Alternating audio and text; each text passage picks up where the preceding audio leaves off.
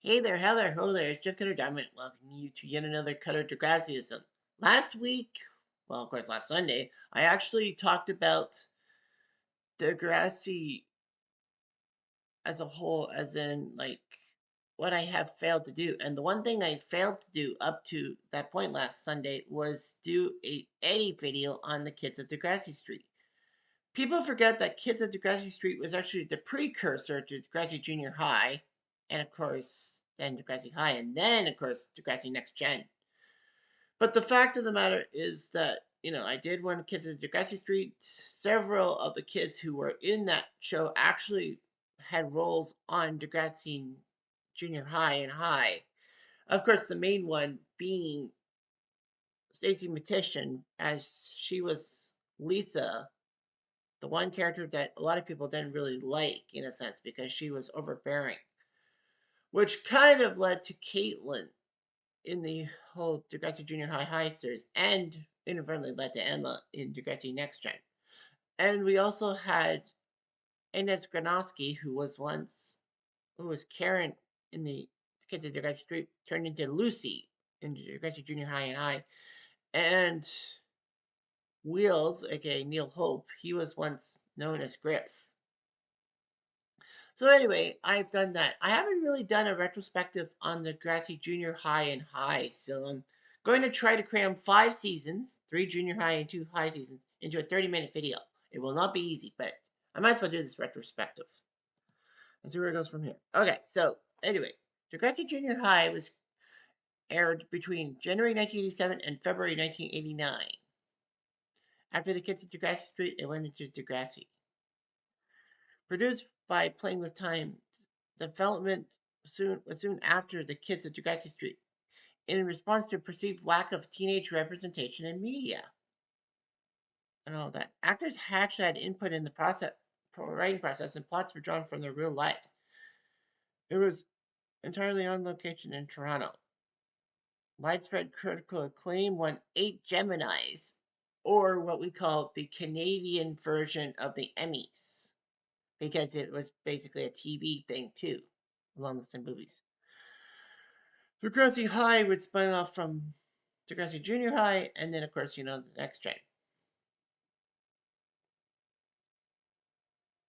A lot of people actually said that it was a major influence on people on shows like Beverly Hills 90210 and all that. So there were a lot of primary guys, concept casting, and all that.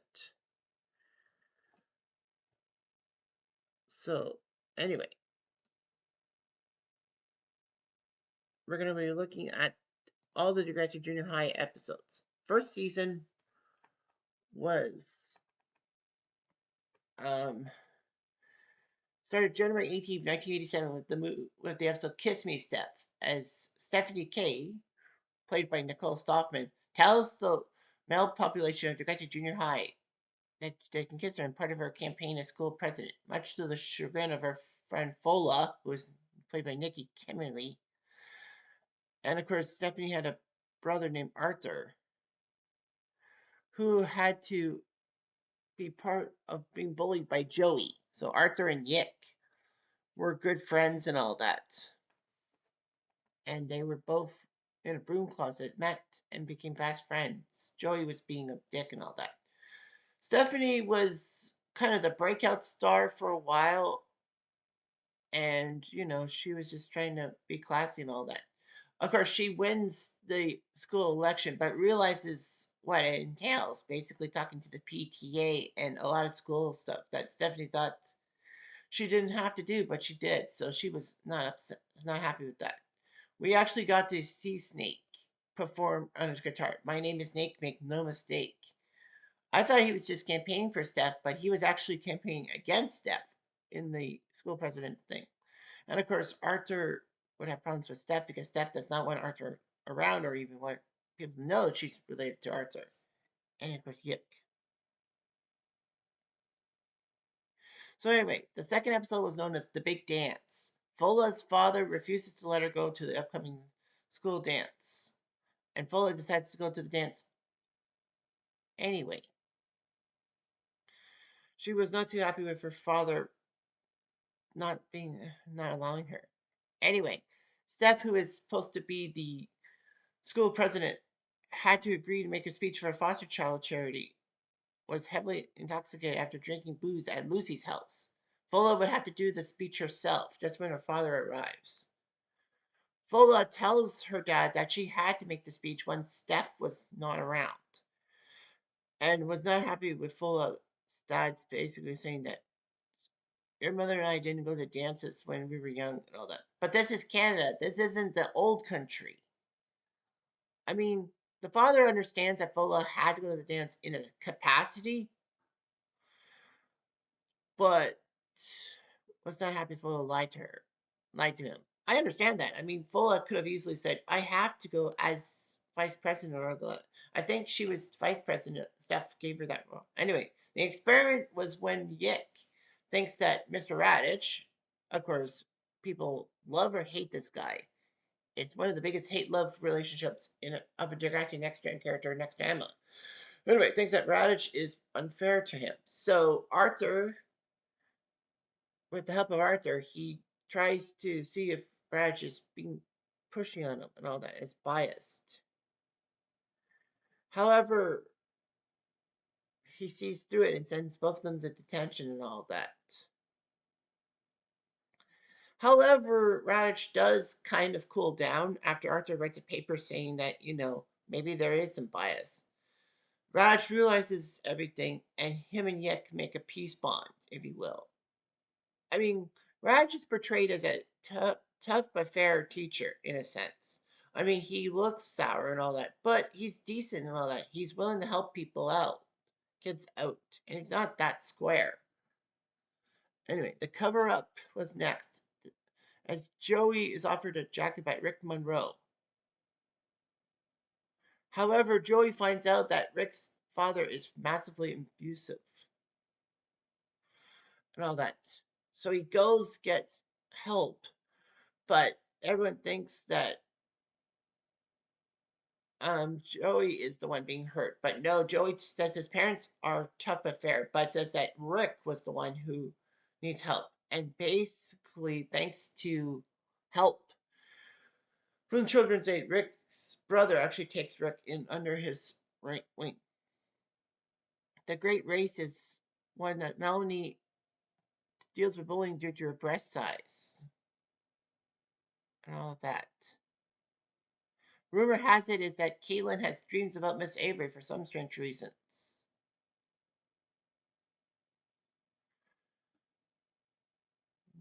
So, the best laid plans. Arthur and Steph's mom have plans for Friday night. And, and they make plans. Arthur and Steph make plans of their own while the house is vacant. Sorry, no, yeah. The mother, Arthur and Stephanie's mother have. Well, Arthur wants to show Yick a pornographic movie, and Stephanie plans to invite Wills over and have sexual intercourse. Wills actually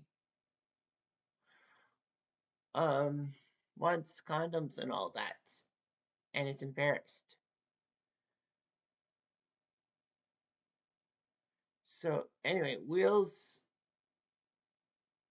is on the front steps and then realizes that it was Stephanie's mom who sold him the condoms at Shoppers Drug Mart. So he's embarrassed.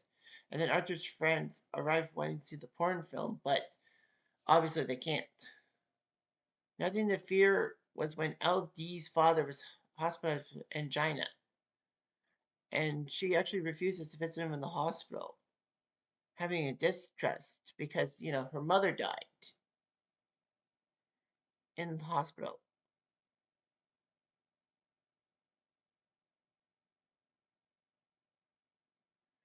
Anyway, What a Night is the episode in which Stephanie meets a teenage heartthrob. Unfortunately, though, he lies and almost rapes Stephanie. Stephanie backs out and fortunately gets out of the mess. Meanwhile, Lucy and Fola go to the department store, and Lucy shoplifts, gets them both in trouble, and all that. And it actually does lead to A lot of people thinking that Lucy is spoiled and all that. Smokescreen is when Rick joins the environmental community with Caitlin.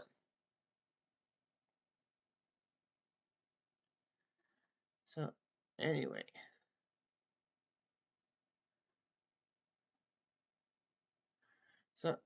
Yick is embarrassed to actually discuss his refugee background for a family history project, but is convinced by Arthur to tell the truth.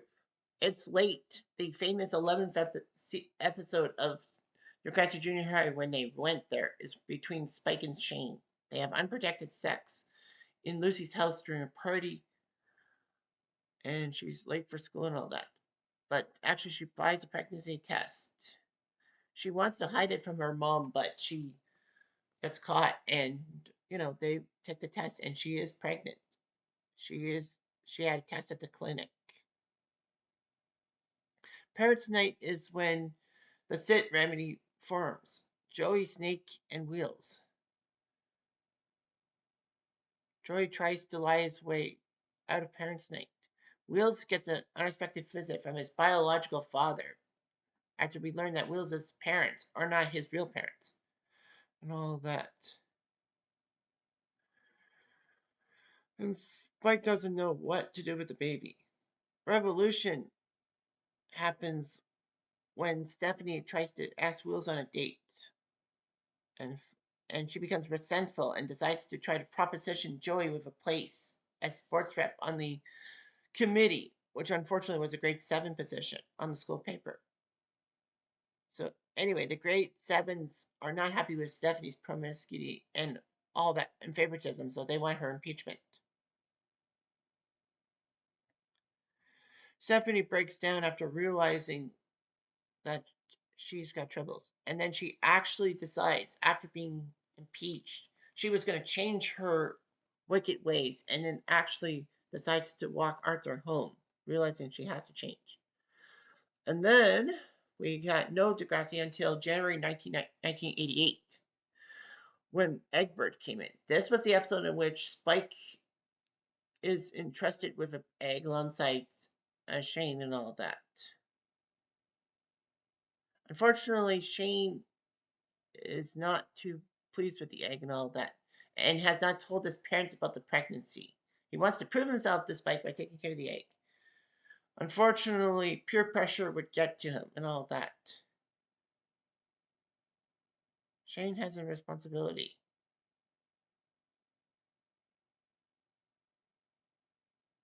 So anyway, Steph actually decides to dress more mature and gives away her clothes to Alexa, who of course attracts Simon, and that was the wedding that was part of the whole thing with Schools Out, even though it was in the background, if you will. So yeah, so Shane has to tell his parents. Of course, Shane does have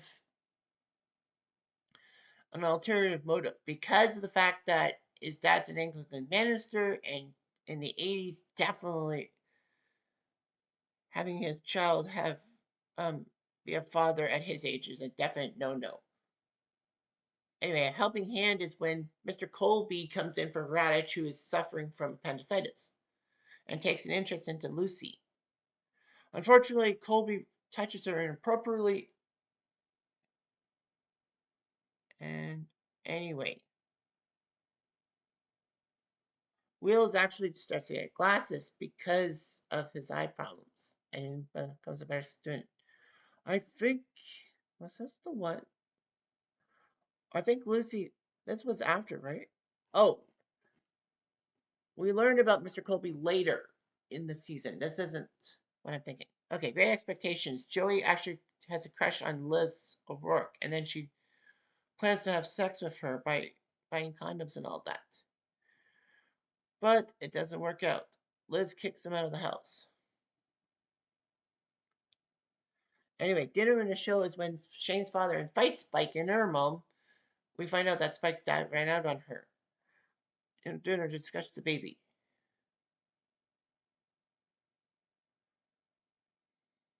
So anyway, they talk at the thing. Shane's parents want the baby put up on adoption as soon as it's born, and they'll send him to private school, and basically they'll have nothing to do with the kid and all that. Of course, there's significant tension and all that, and they want Spike sent to a home. Shane defends Spikes and accuses his parents of wanting to send him to private school to avoid feeling embarrassed, adding that he will prove his responsibility as a father and all that. It was prominent. Like Shane, like I understand Shane's dad in a sense, but Shane thinks that basically this is the perfect way to get rid of him. After all, they his brothers went to that same private school. Okay, fair, but like put the baby up for adoption, and then Shane says that you can't go out and all that. I'm going to prove my responsibility. Stage fright is when Caitlin is diagnosed with epilepsy and does not take her medication out of fear of embarrassment. But at a sleepover, she does have a violent seizure. So, anyway, that's what happens.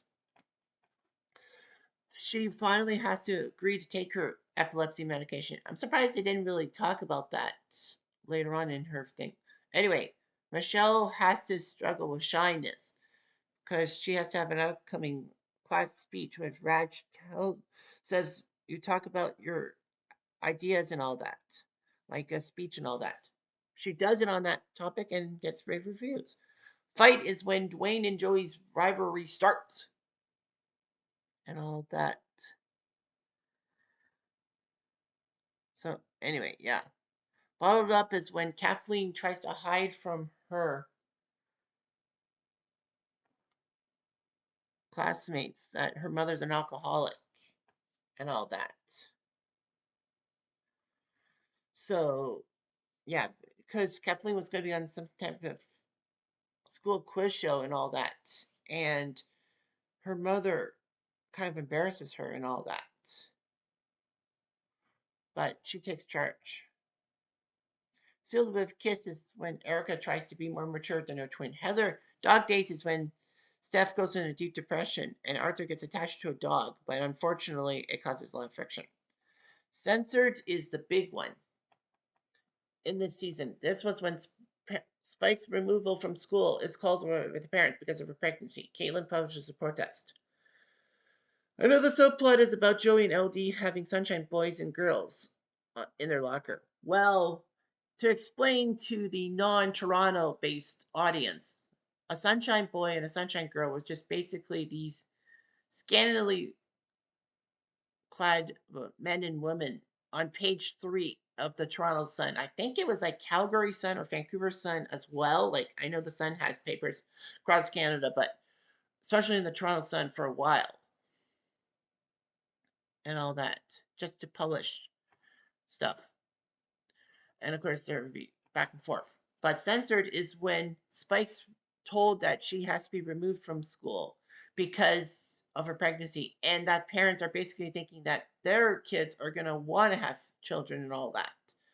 Although the opposite kind of makes sense. Mr. Lawrence goes for the parents, saying that I can't do anything about it. Raj actually says that Spike should at least take her exams before being taken out, but he can't do anything about it. Caitlin writes a scathing protest and all that. It's a decent message. Unfortunately, Mr. Lawrence goes bonkers over it. He pushes Caitlin's protest over Joey and LD's stuff.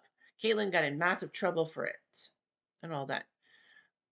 Now, of course, Radich actually might have allowed it, but the fact that Caitlin said it without Spike's input got Caitlin in trouble with Spike, even though that she was trying to help. Caitlin then decides at the end of the episode, well, to have better journalistic integrity, and she decides to be a journalist. I think she says something to the fact that, because of Mr. Lawrence and being a dick and all that, she says she's going to fight for free speech and all that and basically stick it to people like him. It's kind of, I guess, the precursor to Emma for Radich because Emma did have a grudge against Radich. The whole fight for your right thing from season 2 and all that. I think she still had a gripe against him in season 4 when he told Emma, stay out of the Rick situation because your causes are stupid. Are you crazy? Domestic violence is not a stupid cause, and it just got Emma to add on to doing the Orange Ribbon campaign. You know, Paige asked her to do it in a sense, and then of course with Emma losing um, Manny and Liberty as friends because of her stupidity towards the Chris situation, which she asked for, she piled it on. Anyway, Trust Me is the 11th episode. It's when Snake fights Joey and Wheels to a sleepover at his parents' house. And Joey actually has an increasing interest in their car for some strange reason. Wheels is late for an eye appointment, and Joey decides to take Snake's parents' car and drive Wheels to the optometrist. In fact, a fan backs into the car, and the taillight's broken. They don't know what to do with the money and all that.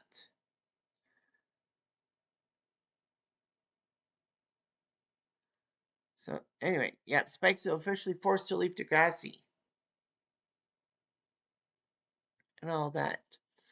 Raj says that Erica and Heather will give Spike her assignments and Spike will pass her year regardless of the circumstances. Unfortunately, though, it was weird. Will's mother is on the phone to Snake's father, giving thanks for fixing his taillight.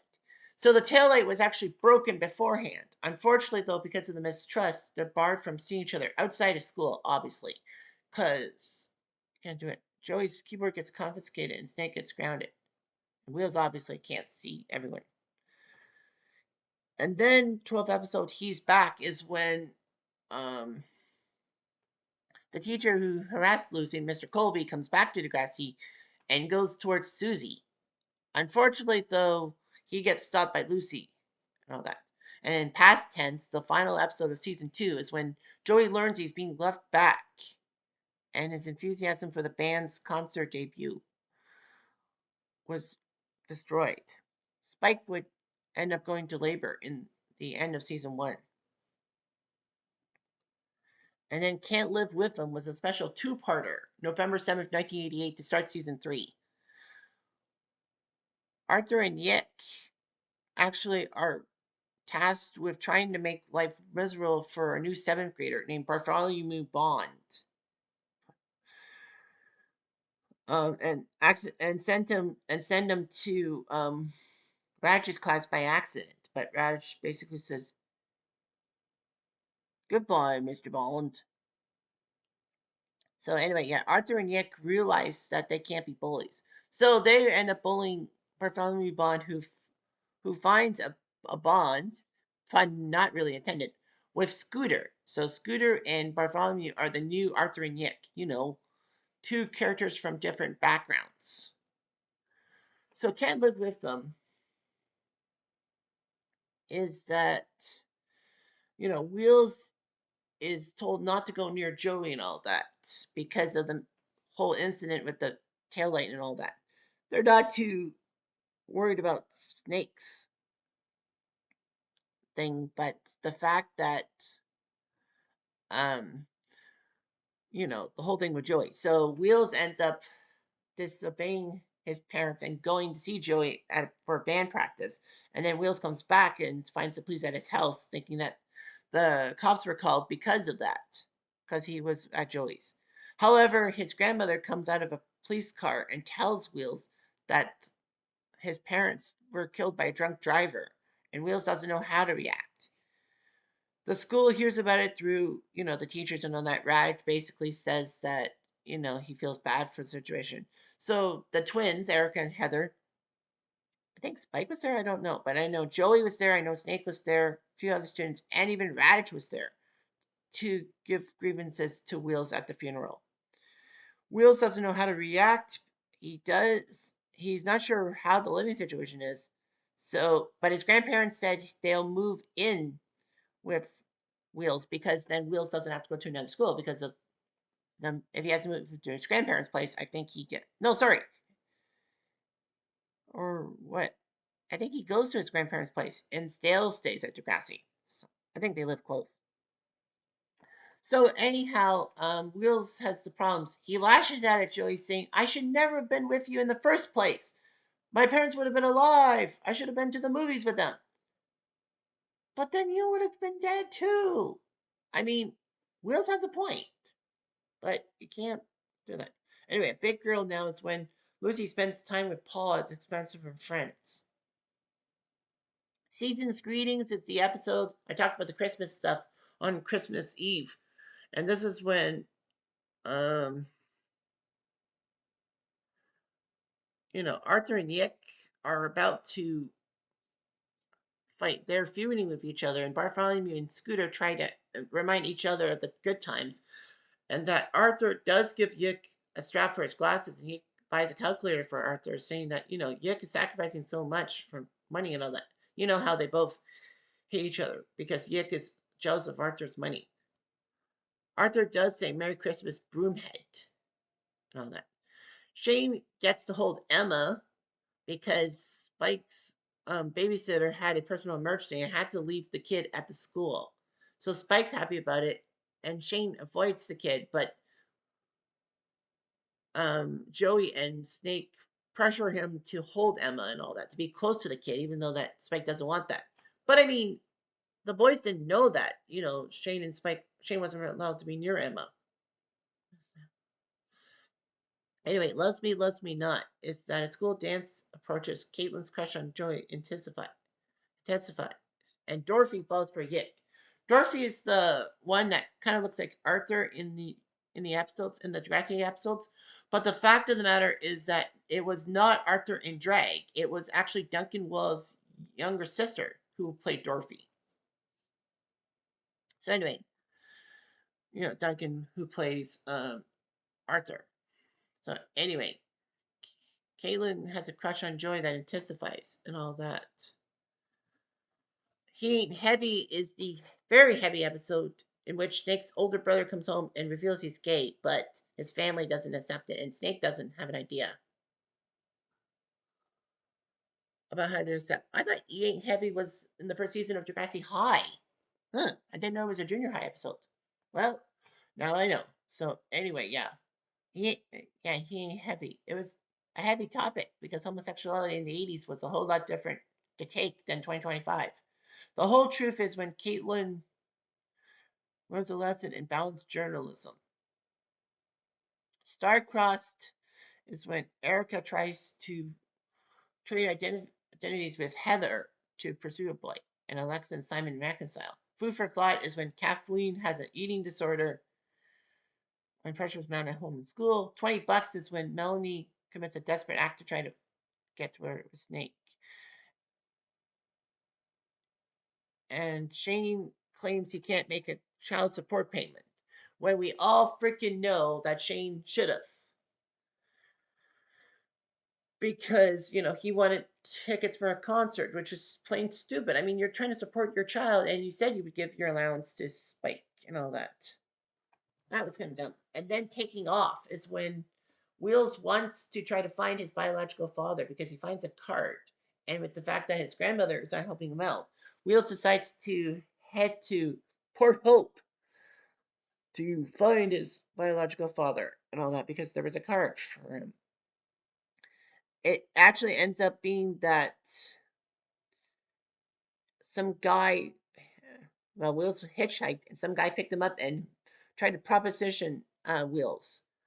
Wheels fortunately gets out of it and then gets to his musician father, who doesn't really want to be around him and all that, and calls Wheels' grandmother to take him back to Toronto. What I what I'm looking at now is that was the same episode as Shane and his accident. Wow, I thought Shane's accident was the main plot. It was kind of a subplot. Wow. So you had Wheels trying to find his biological father and nearly getting groped. The same episode as Shane getting introduced to hard drugs and then taking acid, and then at the concert, and then he allegedly falls off a bridge or jumps off. We don't know what happened. I don't know. Under the influence of acid, maybe he thought he could fly or something. I don't know. It was never explained if he just jumped off, or he walked off. The fact of the matter was that he was found on the bottom of the bridge. He's still alive. His father is praying at his bedside and everything. He's still alive. Unfortunately, though, we don't know what condition he will be in. Of course, the guy who gave him the acid as investigated it and all that. Making whoopee is when Arthur hates his father's girlfriend because the family separates. Arthur lives with his dad and basically, yeah, and Steph actually, no, Steph goes to, yeah, Steph goes to a private school. That's right. Arthur's at the school. Steph is off. It actually is on purpose because the actress who played Stephanie, Nicole, Nicole, what's her face, actually and had to go to a CTV show called Learning the Ropes. It's when Lyle Alcedo, the famous pro football player who admitted to taking steroids a year before his death, actually was this teacher who moonlighted as a wrestler for the NWA, the kind of number two pro thing in wrestling, which WWF is number one. So yeah, so she went to that show, and then Luke has to deal with his guilt over Shane's accident. I think, in a sense, Luke takes Shane to the accident and all that. But anyway, yeah, black and white is when Michelle and BLT learn about prejudice. They want to attend the graduation dance, but unfortunately, they don't. And well, they actually do, but they know about prejudice. Party is when beer takes account, and then Wheels actually says, "No, I can't do that." And then Bye Bye Junior High was the series finale of Junior High, February 27th, 1989, the 16th episode of season 3. It dealt with a lot of topics. The main topic it dealt with was the fact that Joey actually is told by his parents to have a certain average so that he can go to the school dance, but he fails miserably. He gets a B average, but he gets a C in French. Well, French is not easy to learn and all that. And of course, Joey tells Caitlin that he can't go to the dance as part of the agreement, and Caitlin storms off angrily. However, Joey's mom says that she would make a concentrated effort to talk to Caitlin and to talk to Joey's dad, and that they did get to go to the dance together because I think it's like Joey did tell her, and she's upset, and the dad probably was like, "I guess that's understandable. Sure, why not?" And of course, the subplot was that everyone's dancing, and then Shane comes back in a walker. We don't know how much of a state he is in, and this guy, I thought it was Luke, but I don't know if it's Luke or someone else who was at that concert that helped him out with it. I think Luke had to be told to help Spike Shane out. But the main thing was that Bye Bye Junior High is when we, and I didn't learn this for a while, but the whole thing with Tessa Campanelli, I thought she was a one-off character in Schools Out, but no, she was actually there in junior high playing tag with Scooter inadvertently opening doors, and there's a fire and all that, and the school's antiquated fire alarm system is exposed and the school burns and all that. I don't think you really blame Scooter or Tessa for that. I mean, they didn't know what was going to happen. They did try to alert everyone about the fire, but leaving certain doors open and closed caused a lot of friction. The worst part about it is that the whole do do do do do do do, the instrumental version of the theme song, the opening theme song. It usually plays through the credits. It was played while the school was burning, and people were upset by that, rightfully so. So anyway, yeah, I guess cramming 3 Degrassi Junior High episodes into 30 minutes was not that easy as I tried to if I try to analyze or in some cases overanalyze things. But yeah, I think Junior High was pretty cool and all that. And I guess right off the bat they decided to turn everyone into Degrassi High and all that. So yeah, but okay. So thanks for standing by me for all these minutes. Anyway, I'm Jeff Diamond to do.